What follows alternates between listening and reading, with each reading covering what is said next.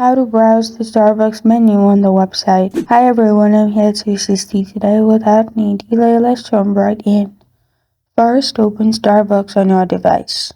Here, click on Menu at the top left corner of your screen. After you click on Menu at the top left corner of your screen, you will find this kind of screen pop up. Here on the left side, you'll find all the categories. Simply click on the one you prefer.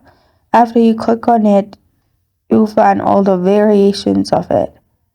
Like if you click on drinks, you'll find all the drinks available. In that way, you can search all the menu and look for the item you want to order and press on tap to order. And this is how to browse the Starbucks menu on the website. Thank you for joining me today. If this video helps you out, please leave a like and subscribe for more. Got a question or want to suggest a topic, comment below. Thank you for watching.